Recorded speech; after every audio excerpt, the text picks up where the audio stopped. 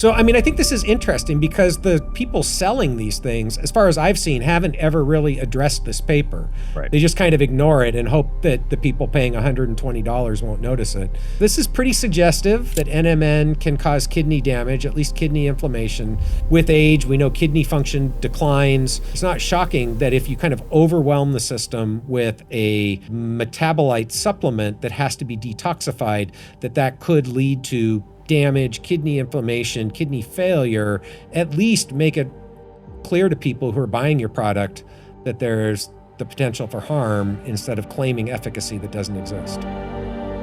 My name is Matt Kaeberlein, and welcome to the OptiSpan YouTube channel.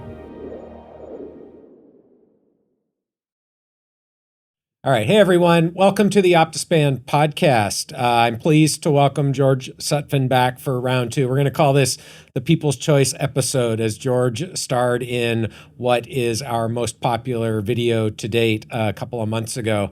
And actually today we're going to put George to double duty. So we're going to do this episode on a new paper looking at the effects of NMN on kidney function in mice, and then also run him through both a DEXA and a VO2 max assessment while he's in town. And we'll have another episode, and I don't know what order they'll come out, so we'll just have to wait and see. Got to make sure I'm healthy enough to be on the second round episode.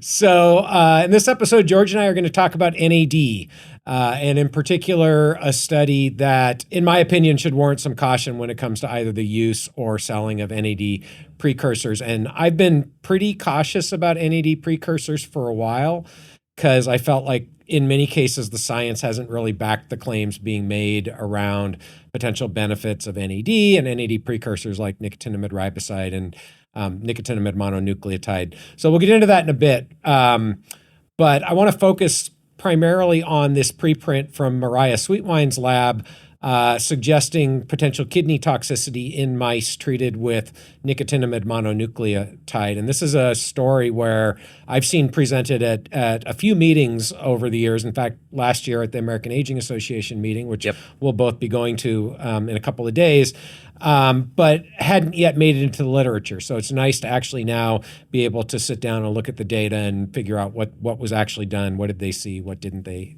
see. So the title of the preprint is Metabolite Accumulation from Oral NMN Supplementation Drives Aging-Specific Kidney Inflammation.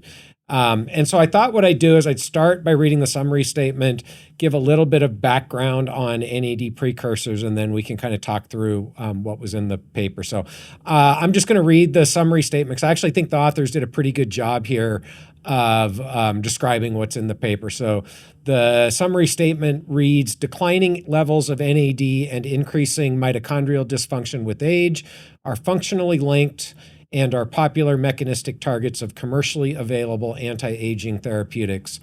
Studies have focused on nicotinamide mononucleotide, which we'll talk about today, nicotinamide riboside, and nicotinamide supplementation to boost cellular NAD, but a consensus on the dosage and regimen that is beneficial or tolerable has not been reached. We show that although high levels of sustained NMN supplementation are beneficial to liver and heart in aged mice, the same dosing regimen carries age-associated signs of kidney inflammation.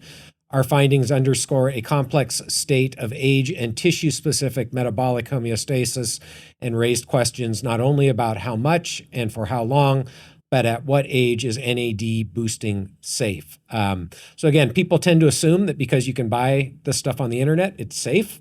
I think, I don't know, I don't want to speak for you, but I've suggested before that's not the case. And we had an episode on supplements and the fact that FDA really is pretty reactive when it comes to supplements and will pull things when they find they're not safe. But just because you can buy it over the counter, even though it may be referred to as GRAS, which stands for generally recognized as safe, doesn't necessarily mean it's actually safe. Right. Many of these things have minimal testing or no testing, and generally recognized as safe just means we haven't found a problem yet. That's right. So we need to test a lot of these things before we take them, in my opinion. Yeah, well, and I think also, like nicotinamide mononucleotide, nicotinamide riboside, nicotinamide, as we'll talk about, all are endogenous molecules in our bodies. And so in general, until proven unsafe, they are generally recognized as safe. And as with anything, there's a dose response, right? Yeah, that's right.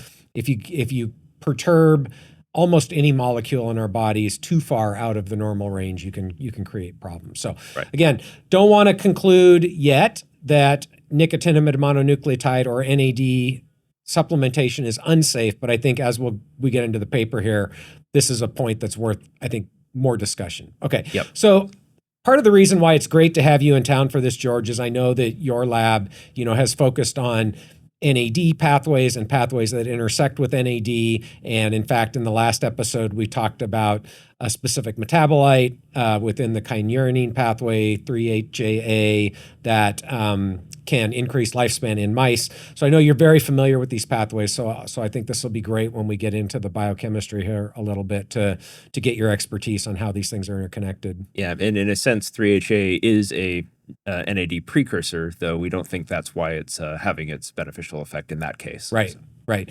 Okay, so just to give a little bit of background, NAD stands for nicotinamide adenine dinucleotide, and this is a central molecule involved in thousands of chemical reactions in every living cell. Basic metabolism, including glycolysis, mitochondrial function, electron transport chain, a lot of what we call redox reactions, so oxidation reduction reactions are dependent on and influenced by NAD. And then there are several classes of NAD-consuming enzymes, and this includes the famous or perhaps infamous class of enzymes called sirtuins, where they actually break down NAD. So this is probably worth just saying explicitly. I would say the majority of chemical reactions that NAD is involved in do not degrade NAD. They convert it from the oxidized form, which is NAD, to the reduced form, which is NADH, or vice versa. But then there are things like sirtuins or NADases that actually consume the NAD and break it down, and then it has to be recycled through these pathways back to NAD, which is where NMN and other NAD precursors can play a role in that recycling process. Yep, that's right. So how do we boost NAD? This is an area that has gotten very popular within the longevity space and within the wellness space. So NAD itself is not orally bioavailable. You can buy NAD supplements. I don't know why you would take them orally, but you could. But it does not get taken up as NAD and cannot get into our cells as the NAD molecule itself. Right. You can go, and there are clinics that offer intravenous NAD. We could talk about that a little bit, maybe a little bit later on, but that is one option. And then there are the oral NAD precursors. This is where NMN, NR, nicotinamide, nicotinic acid, which is niacin, all come in that you can take orally. And we'll come back to this. The question of whether those are directly orally bioavailable or not, I think, is an interesting area. Yep. But you can take all of those things, and they probably will, to some extent, boost NAD in our bodies. Does that sound right to you? That sounds right, yeah. And the intravenous NAD directly versus the precursors, like our cells are not used to having just a bunch of NAD floating around. It's pretty tightly controlled. So the precursors are the forms that they use to transport, our cells use to transport around the body.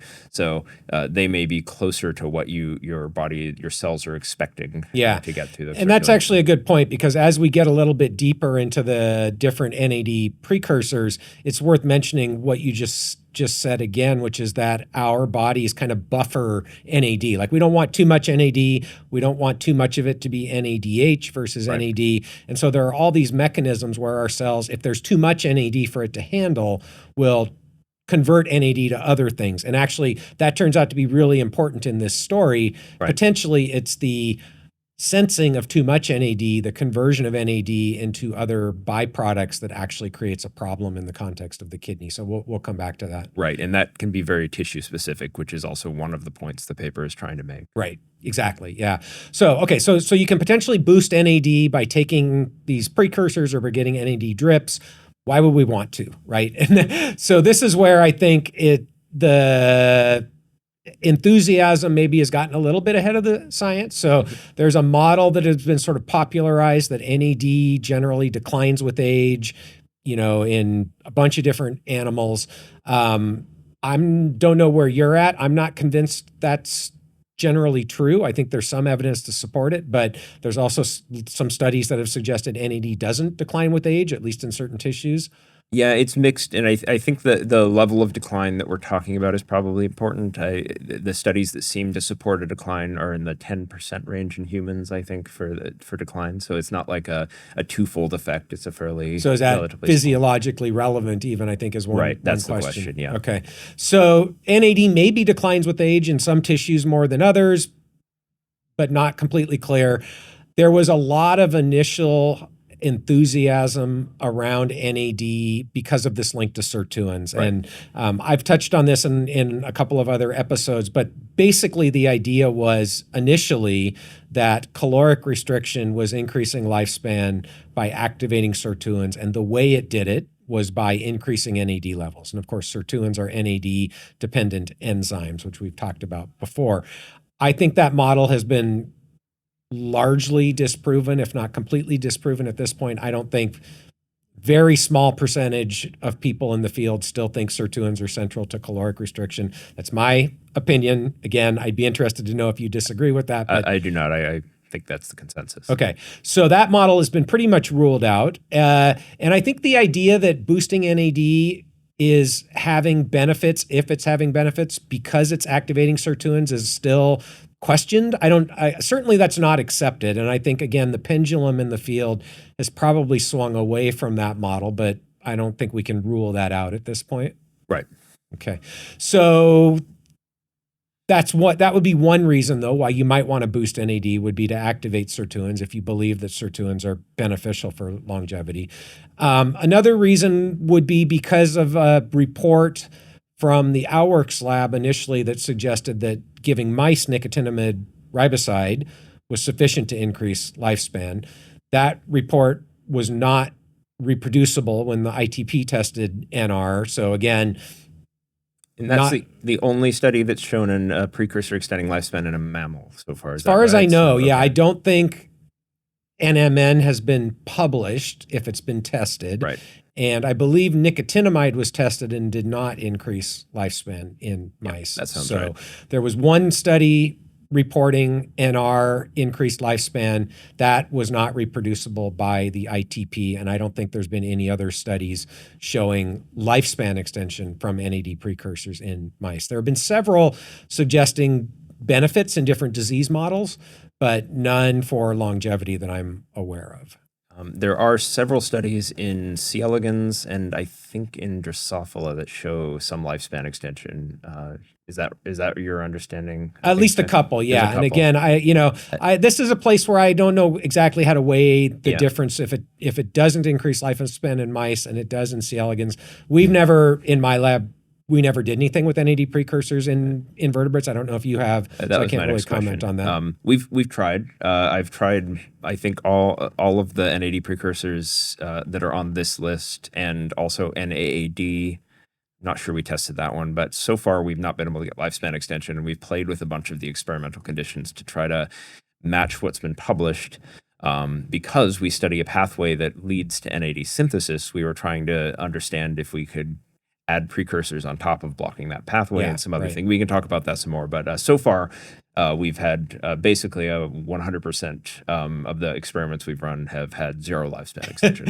So again, unfortunately, I think this is a problem with the NAD field in general, which is partly why, I try to guard against becoming too cynical about NAD, but unfortunately it seems to be following the path of resveratrol in many ways, in that it's a few labs that publish these things. They're labs that tend to publish things that aren't reproducible, and then other people can't get it to work. I don't know what to say beyond that. That's just the observation. And to the point, we've talked about publishing before, but it's hard to publish negative data, and it's hard to publish data that goes against data that's already been published. Yeah. So we're trying to get our NAD precursor data together and at least lay out what we've tried experimentally, and we'd like to put that out and get it published so that we can have it out there for people to consider in the broader context of the NAD studies. So I think what we can say is the longevity benefits of NAD precursors are at best mixed, probably no effect in mammals, probably no effect in invertebrates based on what you're saying, or at least not consistent. So It is what it is. Yep. So that would be another reason why you might want to boost NAD with NAD precursors, except that they probably don't work in that context. And then there's some well, and again, just to be fair, there are studies in mice showing benefits from NAD precursors in certain disease models. So this is kind of where I land. And there are some early human clinical trial data potentially showing some benefits as well, although all of those clinical trials that I've seen have pretty significant problems. So I don't quite know what to believe there. They're all underpowered. But I think where I land right now is that my guess is boosting NAD with NAD precursors for the average person, probably no benefit, but there are probably some people with certain types of disorders, certain types of mitochondrial dysfunction where NAD becomes limiting and NAD precursors could be beneficial. That would be my guess right now. Right, and in tissues with high mitochondrial load, and potentially if you do a healthy treatment with NAD, you'll get benefits in liver or another tissue, but not in the kidney, and like there'll maybe damage in the kidney, as we'll talk about, and the wash might be a net zero benefit, but there probably are these tissue specific and disease specific effects going on.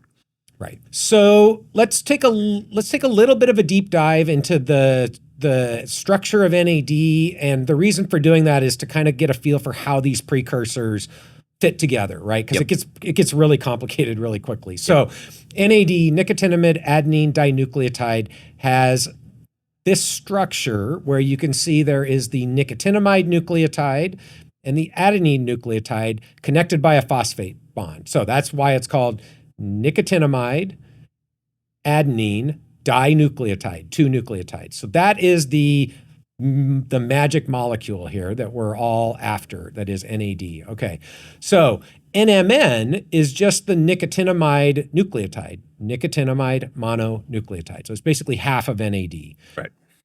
Nicotinamide riboside is NMN without the phosphate group. Right.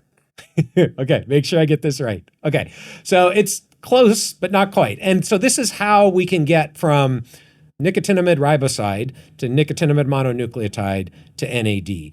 And this leads to some of, I think, the simplistic thought that NMN is maybe better than NR because it is one step closer to NAD. Now, as we'll get into, that may or may not have any bearing in reality, but that's the simple-minded idea. Right? Depends on which one's more bioavailable, which one, where it's being processed, where these chemical reactions are occurring. So there's a lot of variables in Right, but structurally, NMN is one step closer. That's one step closer, yeah. Okay, and then there's nicotinamide, which you can also buy and take as a supplement, which is nicotinamide riboside without the riboside. Right.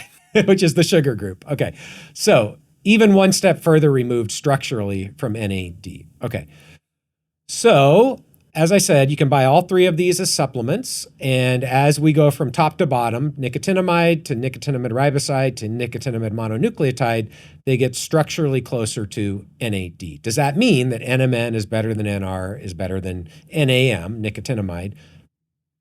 Probably only in price, but flipped. Okay, so nicotinamide is also called niacinamide, so we're going to get one more level confusing because we're going to get to niacin in a minute. Nicotinamide's very cheap. You can get 500, and I didn't like try to find the cheapest supplement I could find. The first one I found on Google was what I went with. Okay, nicotinamide's very cheap. 500 mgs, 100 pills, $10. Nicotinamide riboside is more expensive. 300 mg pills, 90 of them, $100. Nicotinamide mononucleotide is actually illegal to sell right now, I believe, because FDA pulled it off the market, yet people are still selling it. You can buy it, although I don't think you can find it on Amazon anymore. I think Amazon and Google have both kind of blocked it or tried to. Probably based on the FDA decision. So you can buy it. I don't think it's illegal to buy. I think it's illegal to sell. It's even a little bit more expensive. You can get 90, 250 milligram pills for $120. Okay. So that's, you're not really breaking the bank with any of these. I mean, it depends on, it depends on your financial situation. Well, for sure. I could find, never mind. Yeah. Okay. So it's useful to recognize, though, none of these are taken up directly, or at least nicotinamide riboside and nicotinamide mononucleotide are not taken up directly. So really nice work from Joe Bauer a couple of years ago, I think showed very convincingly that nicotinamide riboside, nicotinamide mononucleotide in the gut are actually broken down by the gut microbiome into either nicotinamide or nicotinic acid, which is also called niacin, which most people have heard of. Yep. And it actually gets taken up in either nicotinamide or as niacin. And so great paper. Certainly would encourage people to check it out. The title is NAD Precursors Cycle Between Host Tissues and the Gut Microbiome. So again, I'd be interested if you have any different thoughts on this, but this seemed pretty convincing to me that at least most of the NAD precursors end up in the same place as niacin or nicotinamide before it actually gets taken up by our bodies. Yeah, I think this is a well done paper, and it was convincing to me as well that the microbiome plays a big role, and you're getting some of this processed before your tissues really even see it. Yeah. So, I mean, I think this is interesting because the people selling these things, as far as I've seen, haven't ever really addressed this paper. Right. They just kind of ignore it and hope that the people paying $120 won't notice it. But if this is correct, there's really no extra benefit to taking nicotinamide riboside or nicotinamide mononucleotide over nicotinamide or niacin, other than niacin can cause flushing, I guess. Right. So it's kind of a weird landscape where, again, I haven't really seen this addressed, but lots of people are still buying the expensive precursors. It is worth mentioning that the Bauer study didn't look specifically at NMN. They did look at NR. Again, I don't think there's, given the structure of NMN, which is even more complicated than NR, there's no reason to think that would be taken up and NR isn't taken up, but they did not actually, as far as I know, look specifically at NMN. Right. So do you know anything about whether NAD and nicotinamide mononucleotide can directly cross cell membranes? I think it's useful to appreciate that if this is all correct, that you can take the precursors, they all essentially get broken down to nicotinamide or niacin in the gut. They get into circulation in that format. They can then be reconverted into these NAD precursors. Do you have a feel for which of the NAD precursors are actually able to cross cell membranes and get directly into cells? I don't have a strong idea about this. I think NAM is nicotinamide is one of the main transport molecules in circulation. So I suspect that one is one of the ones that you get more directly, that your cells are better able to take up. Yeah, I know there was a controversy about NR and NMN where for a long time it was thought that there was no NMN transporter to bring NMN directly into cells. Yeah. Somebody identified one. I think it's still a little bit unclear, to what extent is that expressed at high enough levels to actually be meaningful, which cell types.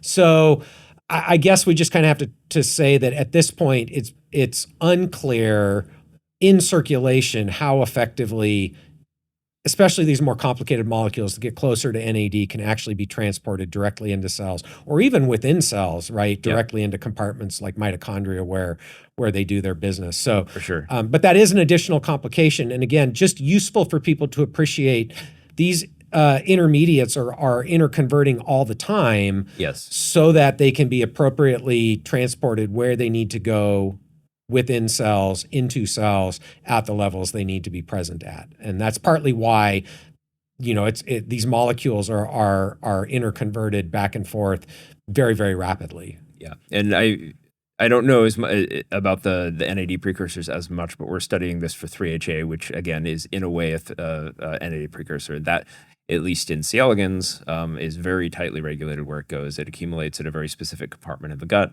and we're trying to kind of pick apart what the transport mechanisms are.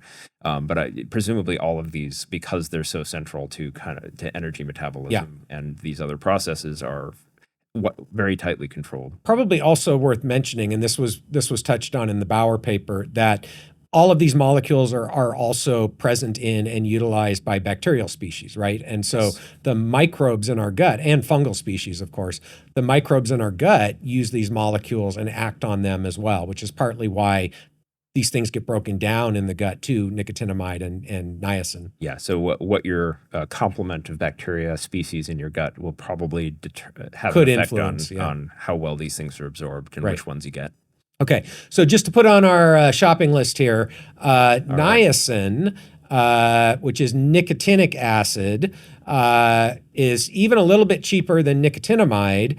500 mgs, 100 of those for $6. Now, this does cause flushing in some people, and dose is important, but you can just use that for your comparison here. Not making any recommendations that people take any of these things. I don't personally take any of them. Nor do I. But if you're interested, that's the cost comparison. Okay, so now this gets really confusing real quick. I think it's worth looking at how these molecules interact because clearly I didn't even understand it before this conversation.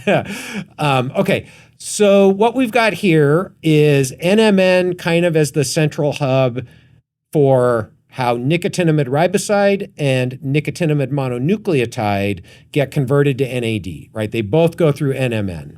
Right. So if you take either of those before you get to NAD, they have to get converted to NMN. That probably happens inside the cells where the NAD is being created. Right. Probably. Okay. Niacin or nicotinic acid comes into NAD through a slightly different molecule, NAMN. What does NAMN stand for again? Nicotinic acid mononucleotide. Okay. So it's structurally very similar to NMN, just not quite exactly the same. Yeah. So instead of that nicotinamide group, it has a nicotinic acid group. Okay. And then that can be converted through a reaction into NAD. That's right. Okay. Why is it that NMN is sold as a supplement and NAMN isn't?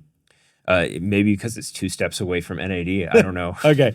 All right, that's a good guess. We'll show that. We'll show the even more complicated diagram in a minute. But for now, one important thing to recognize is there are a series of enzymes, including sirtuins, PARPs, MARTs, so P, poly-ADP ribosyl, MAR, mono-ADP ribosyl, transferases, and then NADases, enzymes that do. All of these break down NAD. Right. That's the key thing. To nicotinamide, which then can be recycled back into NAD through nicotinamide mononucleotide. Okay. Yeah. And this pathway is called the salvage pathway because you're salvaging the nicotinamide into NAD. Right, right. Okay. Now, as we'll get into in the paper, if there's too much NAD, that can be broken down to nicotinamide, and then the cells will metabolize nicotinamide in a bunch of different ways, including putting a methyl group on it to create a molecule called 1-methylnicotinamide. I don't know if this is reversible, but I think it's at least partially irreversible in the sense that once you go down the 1-methylnicotinamide pathway, you're less likely to get back to NAD. Right. Okay. Yeah, so it's not a recycling pathway, it's an alternative branch. Right. And then 1-methylnicotinamide, again, can be converted into a bunch of other molecules, including these N-methyl-6-PY and N-methyl-4-PY, which, again, we'll talk about because it's relevant for the paper. But just useful to keep in mind, this is what happens when there is an excess of NAD, or at least this can happen when there's an excess of NAD. You then get an excess of nicotinamide, which can then be converted into these other metabolites. Right. Okay. And then there is the de novo NAD synthesis pathway that you've studied, where 3-HA lives. And that can start at tryptophan, go all the way through NAMN, not NMN, NAMN, to create NAD. Okay. So it's a parallel pathway with the nicotinic acid, so it feeds into the same intermediate. Okay, and here is an even more complicated figure just for people who want to orient themselves a little bit to kind of see how this ties all the way back together with tryptophan going through this NAD de novo synthesis pathway to NAMN. Right. Which is also where niacin, which is Na on this graph, can come in. Yes. To create NAAD to create NAD. Okay, so that does not require nicotinamide mononucleotide. Right. But NAAD is extremely expensive, so not sold as a supplement. Yeah, of all the molecules on this chart, that one is probably the most expensive. So. But even if you could take it, it would probably be broken down by your gut microbes, just like NMN and NR to nicotinamide. Right. So even if you want a precursor NAD, I wouldn't use that one. Right. Okay. So as you can see, it's very complicated. Again, simplify. NR and NAM, nicotinamide, go through NMN to make NAD. Yep. Niacin goes through NAMN. Right. Like, but not identical to nicotinamide, or sorry, NMN. Niacin goes through NAMN to create NAD, and that's also where the 3-HAA can feed in through the de novo synthesis pathway. Did I get that right? That sounds right. Okay. And just so that viewers are not confused about this chart, that NAM to NAD arrow at the top, that does not happen in mammals. So our bodies cannot turn NAM into nicotinic acid, which this chart shows, but C. elegans do. For example. Interesting. So we can't interconvert nicotinamide and niacin? Right. So but a worm can and a fly can. So that's interesting. Yeah. So even though both of those can boost NAD, they do so by different mechanisms and are not interconvertible in our bodies. Right. So mammals. What about our gut? Our guts can. This is where the Bauer paper comes in. This is where that comes in. Yeah. So the bacteria in our gut, and potentially the bacteria that C. elegans and flies have in the wild, they should be able to do all of these different conversions depending on the bacterial species that are present. Okay. So that's interesting, right? So this suggests that when you take an NAD precursor, kind of independent of what you take, yep, the gut is going to probably equilibrate that between niacin and nicotinamide for uptake into our body, right, in some way. Okay. That's right. Perfect. Thank you. Okay. So, so now let's go on to the paper that we started out wanting to talk about. The paper is Metabolite Accumulation from Oral NMN Supplementation Drives Aging-Specific Kidney Inflammation. Okay. Yep. So since we've already spent a lot of time getting here, why don't we start with our take-homes? What was your sort of take-home message from this paper? So this was a follow-up to a previous paper that looked at liver, and this one was focused on kidney for old mice versus young mice supplemented with NMN. There was another molecule involved, but we'll get focused into on that. NM. Yeah. Kind of the bottom line was that there are some molecular signs of kidney inflammation that are occurring in the mice that were fed NMN. And that is indicative of kidney damage or kidney problems, but they didn't go all the way to the point where they're actually doing functional tests of the kidney. So these are molecular signatures that are suggestive of kidney damage, and that's kind of where we stop with this paper. Yeah, I think that nailed it. So I don't have anything else to add. That was great. Okay, so let's look first at the design. So as you mentioned, this was a follow-up to a prior study, which had some of the same authors, not identical authors, but many of them were similar between the two studies. It's actually kind of interesting to see who is not on the second study and to think about why some of those individuals might not be on the second study. Maybe they have a vested interest in NMN. I don't know. Maybe so. So in the first study, they treated mice with either control, NMN alone, second drug, which is called lamepretide, or the combination of both. Lamepretide is also called SS31, and I'm just going to call it SS31 because lamepretide, for some reason, I can't figure out, is difficult to pronounce. Yeah, though in the study we're talking about, it's called ELAM. Yes, that's short for lamepretide. Yeah. I just wanted you to say it. Okay, ELAM, yes. Okay, so it is useful to know ELAM is the same as SS31, which is a short peptide, I think 4 amino acids that had been previously shown to go to the mitochondria. So these are mitochondrial targeted peptides that have a variety of different biochemical properties that are interesting. I don't think people still even really completely understand exactly what they're doing. They have antioxidant properties, they have membrane modifying properties, but they've been shown to be beneficial in a variety of different contexts of mitochondrial dysfunction. Okay. Right. So combination of ELAM plus NMN in the prior study, in all three groups, they saw benefits for heart function. And the benefits were greatest in the combination group compared to either alone. Okay. Right. And I think also liver function changes in all three groups. Okay.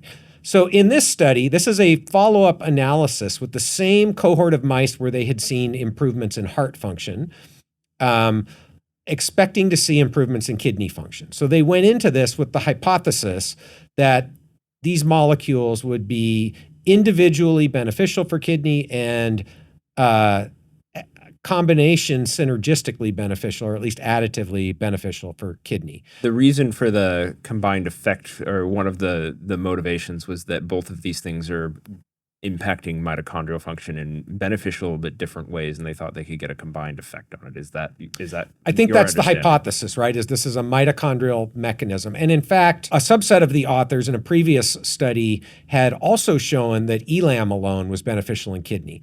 So it's a combination of prior data that they had for elam alone improving kidney markers and function, and elam and NMN individually and in combination improving cardiac function in aged mice that led them to think the combination would be beneficial in kidney. Right, which seems reasonable Absolutely. given the previous data. Yeah. So I'm just going to read what they said because I think it's kind of interesting just to hear the author's own words, and then we can comment on it. So, although we previously demonstrated that late-age mitochondrial intervention with elam could reduce age-associated glomerulosclerosis and cellular senescence in the kidneys of C57 black 6J mice, that's the same strain being used here, previously saw elam had benefits for function and senescence markers. Similar studies of the kidney with NMN treatment were lacking in aged models, so nobody had looked in aging context before. Thus, we aimed to determine whether similar improvements would be found in the kidney in response to either NMN or elam plus NMN combined treatment, and whether these treatments provided additional benefits over elam treatment alone. So that's basically what we just said, but in their words. They wanted to see if NMN alone or if the combination would be beneficial for the kidney. They expected it to be. Using the same cohort of mice from the aforementioned heart study, we analyzed the kidneys and livers for markers of cellular senescence, kidney injury, and targeted metabolomics. So those are the three types of data we'll take a look at. We hypothesized that NMN and the combined NMN plus elam treatments reduce or prevent kidney dysfunction in aged mice. So again, they went in expecting to see a benefit. Contrary to our hypothesis and to their effect in young mice, we found that 8 weeks of 300 milligrams per kilogram oral NMN supplementation exacerbated renal inflammation pathways in older mice, which were partially reduced by elam intervention. So just to restate what they said here, they looked at aged mice, 8 weeks of treatment with either NMN alone or NMN plus elam, compared them to control or elam alone. The dose here was 300 mg per kg given orally, NMN. That caused a negative response for kidney inflammation, and that was partially suppressed by the elam treatment. So the elam had a benefit even in the context of the negative effect of NMN alone. Right. Okay. So again, I don't know about you. I tend to view it as a good sign when people get a result that's different than what they expected or wanted to get, in terms of just having seen so many studies where people went in expecting a certain result and then that's exactly what they got, and then they ignored stuff that didn't fit that result.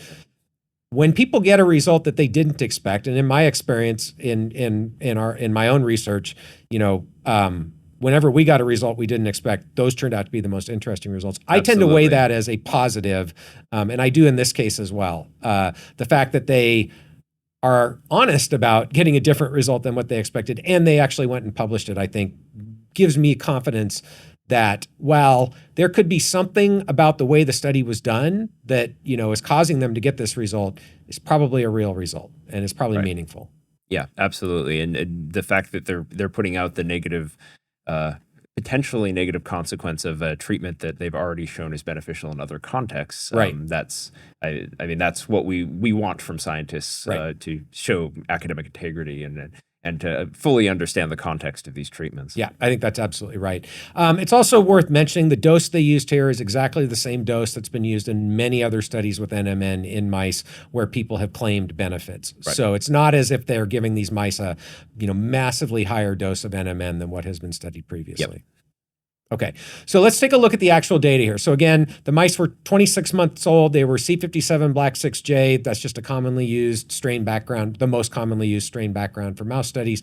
Treated for 8 weeks, 4 groups. The control, which is vehicle alone, elam alone, NMN alone, or the combination elam plus NMN previous studies showed benefits for heart function. Okay, so here they're looking at inflammation and senescence markers. IL-1 beta is a common inflammatory cytokine that is studied in these kinds of studies. I think the data here are pretty convincing that the NMN is causing a really big jump in IL-1 beta in kidney, and the ELAM is partially bringing it down. Interestingly, no real effect in the liver, or if anything, a protective effect in the liver. So this is getting at something you mentioned earlier, which is the differences here in different tissues and organs. Yeah, that's right. Particularly this IL-1 beta effect in the kidney is the most convincing data point in this entire study. It's a big effect. It looks real. Yeah. Yeah. Yeah, I mean, it looks like it's probably almost tenfold increase. Yeah, exactly. Compared to the young animals. This is what you want to see if you get a positive effect. Yeah, yeah, I agree. They also, I'm not going to show it, but they found a similar pattern for one of the IL-1 beta targets, CCL2. Mm-hmm. So that's consistent. It's just a secondary piece of data to suggest that this upregulation of IL-1 beta is not only a real upregulation, but it's having downstream consequences. They also showed evidence for similar pattern for the senescence marker P16, but not the senescence marker P21. They didn't really get into that. Right. So I think it's fair to say, it's unclear if this is really a massive increase in cellular senescence in the kidney or a more nuanced inflammatory response. It looks like a very real inflammatory response to my eye. Yeah, from this data, for sure.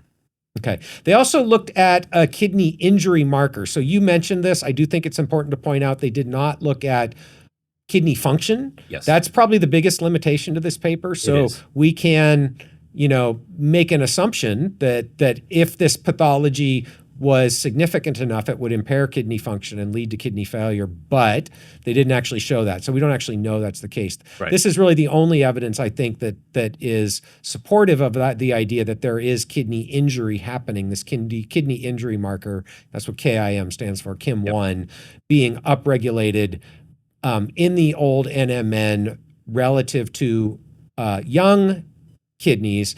There's a little bit of an upregulation, even just going from young to old. And so it's not a super compelling data point. It's not. The significant point was between young and the NMN treatment group, but there was not significance between the old controls and the NMN group. So this is suggestive. There's a trend toward an increase between old control and old NMN, but it's not significant. So this is suggestive. And a trend, although even less trend for the ELAM. Yeah. Partially restoring or reducing the KIM1 expression. Right. So take it for what it's worth. It's consistent with the idea, certainly, that there is kidney injury with age. And that seems clear, or at least the kidney injury marker is up with age significantly, and maybe an exacerbation by NMN. I think in combination with the IL-1 beta, you really kind of have to take that a little bit more seriously than you might otherwise, but it's certainly not definitive in this case. Right. So this is the one thing I wish they had done. I get why they didn't, because these animals were from a prior study. So these were tissues that they had collected at the time they sacrificed the animals for the heart study. So they couldn't go back to those animals and do kidney functional tests because... Exactly. Yeah. So it's understandable why they don't have more in-depth look at what the kidney's doing, or even I guess they could have looked at kidney fibrosis. It depends on how they prepared their tissues when they collected them. But those are the sort of things I'd want to see next. Yeah. Kidney filtration rate, fibrosis, and other markers of kidney damage. Yeah. I do think, though, before we dive into the metabolites, I do think it is worth mentioning that this is a very plausible story, though, right? Sure. Where with aging, we know our kidneys are constantly having to work hard to remove toxins from our bodies. With age, we know kidney function declines. And so it's not shocking that if you kind of overwhelm the system with a metabolite supplement that has to be detoxified, that could lead to kidney damage, kidney inflammation, kidney failure, specifically in aged animals. Yep. Right. That's true. And so I think it's a very plausible case. And this is maybe worth thinking about beyond just NAD precursors in general with supplements, for people who are aged or for people who are predisposed to kidney dysfunction, taking non-physiological doses of almost anything could potentially exacerbate kidney failure. And so that's my intuition for what's happening here. Right, because it's one of your organs that's kind of mainly involved in detoxification, clearing out bad metabolites, filtering things out of the blood. Right. So I guess that could be maybe a reason why you see a difference between liver and kidney, but it's hard to say. Why do you see this in the kidney versus the liver? Yeah. And again, I mean, I think this may be where mice are, because they are probably more susceptible to kidney failure than liver failure during aging. Different animals, different organs and tissues are more susceptible to failure. I think that's true, that when you look functionally, kidney tends to be more dysfunctional than liver with aging in mice. So that could be part of it. I will say the liver stuff is interesting. So, we only did a very little bit in my lab with NAD precursors.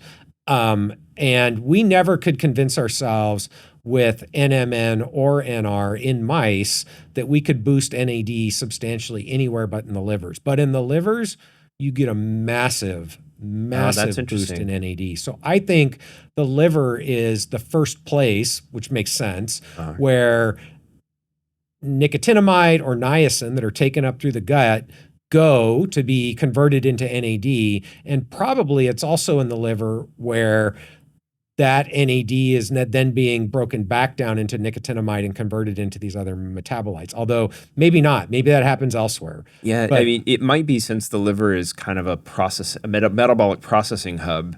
It has a higher tolerance for high NAM or NAD loads, and that you don't get these toxic byproducts maybe as much as you would in another tissue. So maybe that could be. Although I think we should be careful about calling them toxic byproducts. They can be toxic in some cases. They can be important intermediates in others. I think we don't really. That's fair. Okay, so they're using them as kind of a sign of damage in this case. Right. But yeah. Right. Yeah. Okay, so let's dive into the metabolites now, because this is where they focused to try to figure out, what's going on in the kidneys of these animals. So what they did was they did metabolomics, circulating metabolomics of blood or plasma, I can't remember which, and looked for differences between the groups, right? The young versus old, or the old treated with ELAM alone, NMN alone, or the combination. And they found several things that were different. Again, lots in the paper, but I thought these were the ones that were most intriguing, and they were the ones that they sort of picked up on. So the big one here is methylnicotinamide. So this is a known product of nicotinamide, where it gets methylated and gets converted into this 1-methylnicotinamide metabolite, which then is eventually cleared by the kidney, but has all sorts of potentially interesting biochemical and signaling properties. And if you look in the literature, I wasn't really familiar with this. There's actually studies suggesting beneficial effects of 1-methylnicotinamide, or at least correlated with positive outcomes in kidney disease, negative outcomes in kidney disease. So it's kind of unclear, is this a good molecule or a bad molecule, as much as any molecule is good or bad. It's unclear to me what it means that you see very high levels of methylnicotinamide in the NMN treated mice, but you do. And I think it's very clear from this figure, just even looking at the young animals, there's a big increase in methylnicotinamide from NMN, not from ELAM. Same thing happening in the old animals, that this is clearly an effect of the NMN treatment. And again, very biologically plausible, given that we know that this is a byproduct of having too much nicotinamide. Right. And in those previous studies where they've looked at this, I assume those were in young mice and not old mice as well. That's right. Yeah, no, you're absolutely right. So that's important, very important consideration, is that if methylnicotinamide or these other two byproducts of methylnicotinamide, N-methyl-6-PY and N-methyl-4-PY, if those are detrimental in this case, causally detrimental for the kidney damage, that again could be specific to the aged kidney and not seen in a young kidney. Right, which is one of the suggestions they make in the paper. Yeah. So, and it is the case that in kidney disease, in people even, you do see higher levels of these three metabolites in the urine. So consistent with the idea that these are at least biomarkers of kidney dysfunction, potentially kidney failure. Yep. And possibly causing or contributing to kidney dysfunction or kidney failure. Okay, so they didn't actually resolve that. They proposed that these molecules are being generated probably in the liver, but maybe not, maybe in the kidney, and that they are contributing to the kidney failure, kidney dysfunction, or at least kidney inflammation. The other one I thought was interesting, though, was that 3-HA shows a similar pattern where you have higher levels in young NMN-treated mice and old NMN-treated mice. And we would expect that to be pro-longevity based on your data, right? So how do you explain this, George? I'm on the spot. First of all, one question. Have you ever looked in your 3-HA-treated mice at the kidneys? We have albumin to creatinine ratio in the urine, which is a measure of how well the kidney is filtering. It's kind of an indirect measure, and blood urea nitrogen, which is also an indirect measure. So normally the kidney is supposed to get the urea out of the blood and keep the protein in the blood, and you're kind of looking at both ends of that equation. And we don't see any major differences in our studies so far. I would again like this study. We didn't do kidney function measurements, and the kidney pathway is implicated in kidney disease as well. So we would like to do that eventually. Haven't gotten there yet. Yeah. Well, Mariah is really good. You might collaborate with her. All right. Yeah, very good. I know another kidney aging guy though. So. That's right. Okay, so I mean, this kind of, the 3-HA, just because you see a change in metabolite level doesn't mean it's implicated in the dysfunction for sure. But also given that 3-HAA is connected to NAD, right, in the de novo synthesis pathway, it wouldn't be shocking if this is somehow a rebalancing of the NAD components, right, in response to a much higher than expected level of NAD or nicotinamide. I think I'd say three things about 3-HA in this context. The first is that with respect to the studies we've done where we're feeding the mice 3-HA or we're knocking out the 3-HA degradatory enzyme to increase 3-HA, the levels of 3-HA in those mice are way higher than you get from normal physiological conditions, even when it's elevated. Okay, and it's not toxic in that context. It is not toxic. Although you haven't looked directly at kidney. We have not looked directly at kidney. So that's one thing to say, is that the benefit, the situations where we see benefit, 3-HA is, I don't actually know the levels here, but I would be willing to bet they're 10 to 100-fold higher than in this case. So a lot higher. So 3-HA is probably not either beneficial or detrimental at this level. My gut says that probably doesn't matter. Why do you see it elevated? So the kidney pathway is inflammatory responsive. So that first step that starts converting tryptophan to the rest of the metabolites, including 3-HA, gets turned on in response to inflammation. And I think IL-1 beta is one of the things that activates that enzyme. So this would support the idea that there's kidney inflammation happening. Right. So I would say that this might support you might interpret 3-HA here as a inflammatory marker because the pathway is, and basically all of the kidney metabolites are responsive. You might see those go up in response to inflammation. It'll depend in a given tissue which enzymes are expressed in that pathway. So I know that in the kidney, all the enzymes up to 3-HA are expressed, so you might expect that to be responsive to inflammation in this tissue. Got it. The other thing is what the point you made, that we're in a situation where there's a probably overly abundant NAM, and so the body is we don't know this for sure, but there is at least potential for feedback mechanisms where it might stop some of the kidney pathway metabolites that are NAD precursors from being turned into NAD, and so maybe it's turning down the expression of that enzyme that degrades 3-HA, and that's why you see an upregulation. So I think there's a couple of things here that might be happening. We would need to really look to know. Yeah, it's intriguing and certainly would be worth further study. It would also be interesting to know, in people taking NMN, do you see elevated levels of 3-HAA?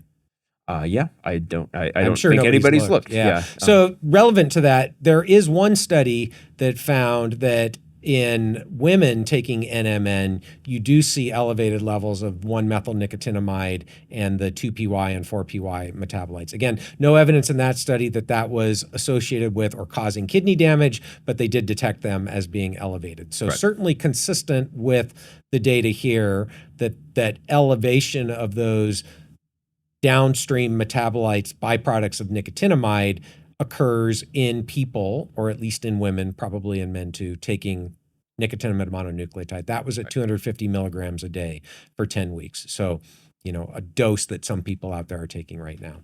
Okay. So it is worth mentioning that that these markers are considered uremic toxins associated with kidney damage and chronic kidney disease. So, again, is it causal here? Don't know. But there's at least some smoke, right? Yes. And so I would say worth further study. So here is the model they proposed, that NMN gets converted in the liver to 1-methyl-nicotinamide. They didn't actually show this happens in the liver, but it can happen in the liver.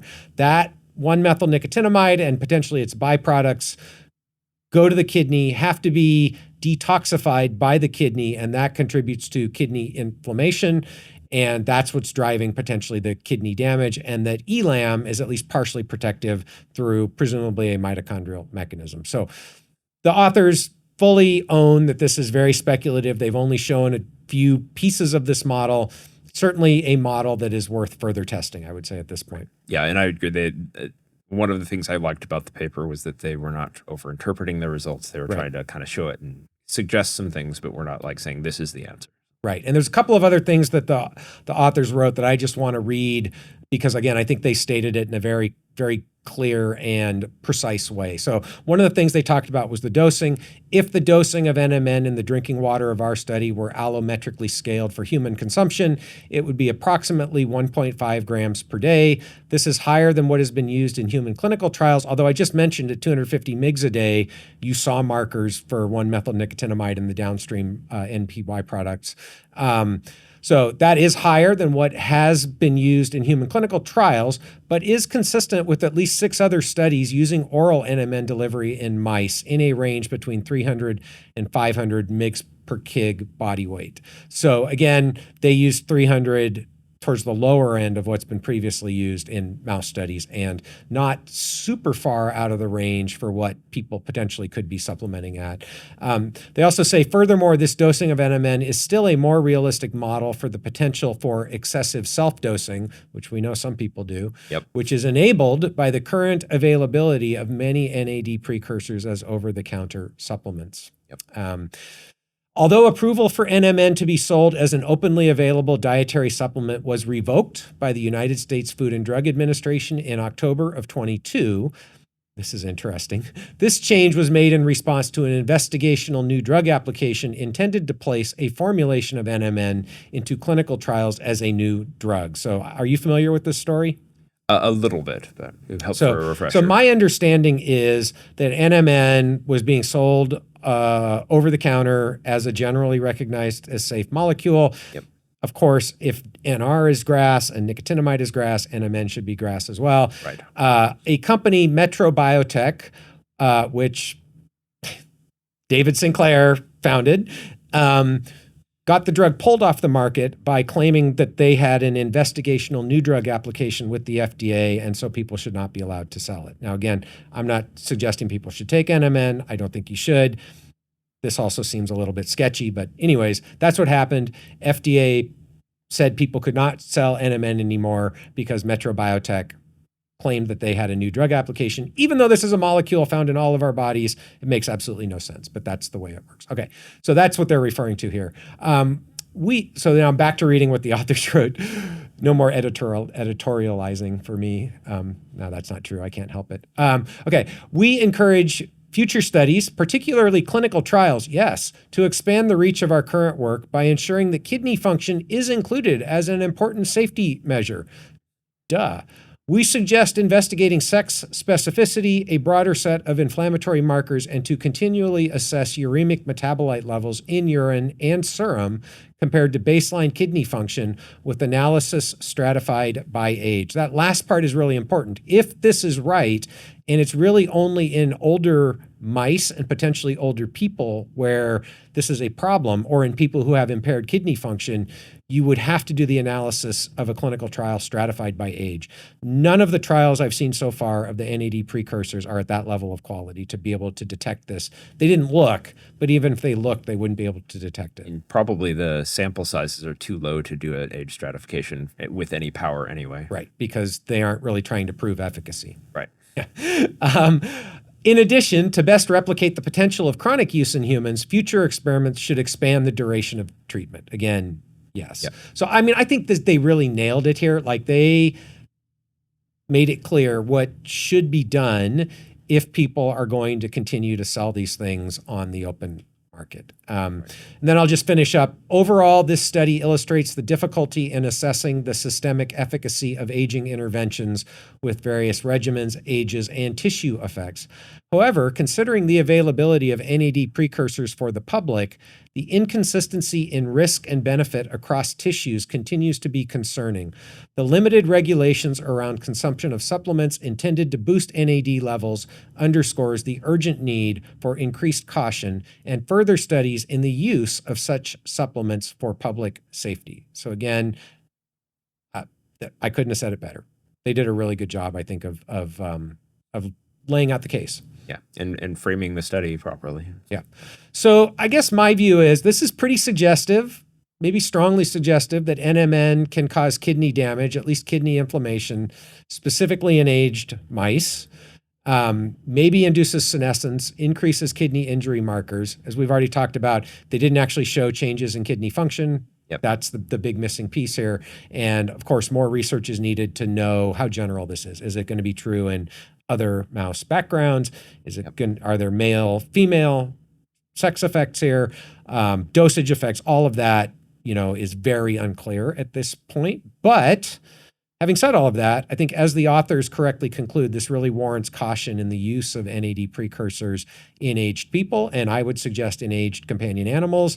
There are companies now selling NAD precursors for use in dogs and cats with absolutely no data for benefits.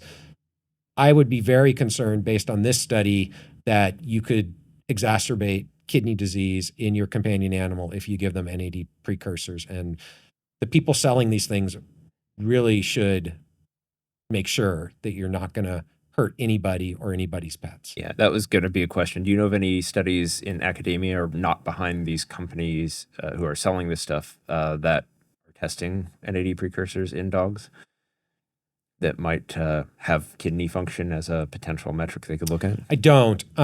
So the only clinical trial that I am aware of, I did an episode on the podcast a while back where this was done out of the University of North Carolina, where they were assessing the effects of a product that supposedly was an NAD booster on cognitive function. They didn't actually say what was in the product.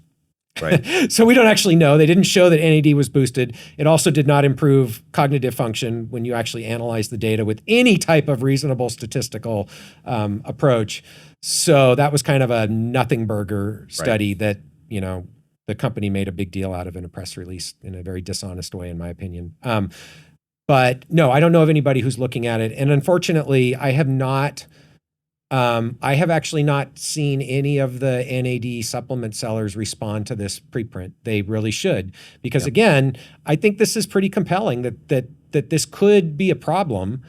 Right. And, granted, I get that it's not against the law to sell this stuff, but if you have a reasonable expectation that it could cause harm, right, I would argue that anybody who's being ethical should consider that before, or at least make it clear to people who are buying your product that there's the potential for harm instead of claiming efficacy that doesn't exist. Right.